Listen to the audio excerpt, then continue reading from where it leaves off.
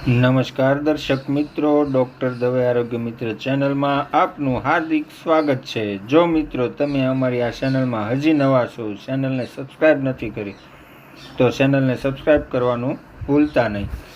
મિત્રો, ફક્ત એક ચમચીમાં જૂનામાં જૂની શરદી, ઉધરસ કે કફ ગાયબ કઈ રીતે કરવો તેના વિશે આજે ઘરેલું ઉપાયમાં સમજીએ। મિત્રો, એક ચમચી ઘરની દવા બનાવી શરદી ઉધરસને ગાયબ કરીએ તેના વિશે આજના વિડીયોમાં સમજીએ।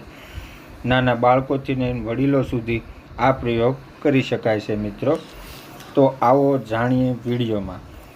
સૌપ્રથમ એક વાટકીમાં 1 ગ્લાસ પાણી લેવું, તેને વ્યવસ્થિત ગરમ કરવું, તેમાં નાગરવેલના પાનના ટુકડા કટકા ઝીણા ઝીણા કરી તે નાખવા, થોડીવાર ગરમ કરવા, પછી તેમાં અડધી ચમચી અજમા નાખવા, વત્તા તેમાં 4 થી 5 તીખા નાખવા, આખા તીખા નાખી દેવા, વત્તા તેની અંદર 4 થી 5 લવિંગ નાખવા, ઉપરાંત અડધી ચમચી હળદર નાખવી।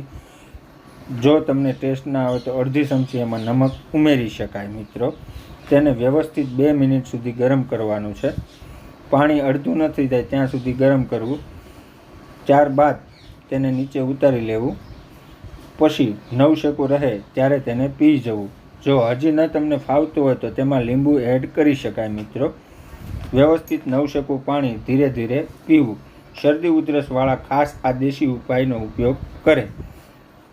જો મિત્રો આ નાનો ટચુકડો વિડીયો તમને ગમ્યો હોય તો લાઈક અને શેર કરવાનું ભૂલતા નહીં, પરંતુ એક વખત આ ઘરેલું ઉપાયનો ઉપયોગ કરવો જરૂરી છે મિત્રો। જેને જૂનામાં જૂની શરદી રહેતી હોય, કફ રહેતો હોય, ઉધરસ રહેતી હોય તો ખાસ મિત્રો આ ઘરેલું ઉપાયનો ઉપયોગ કરજો। અને છેલ્લે મિત્રો, જેને ગેસ કબજિયાત રહેતા હોય તેને જમ્યા પછી થોડુંક ચાલવું જરૂરી છે। તેના લીધે પણ ઉધરસમાં, શરદીમાં, કફમાં ઘણો ફાયદો રહે છે। આભાર મિત્રો, મળીએ હવે પછીના વિડીયોમાં।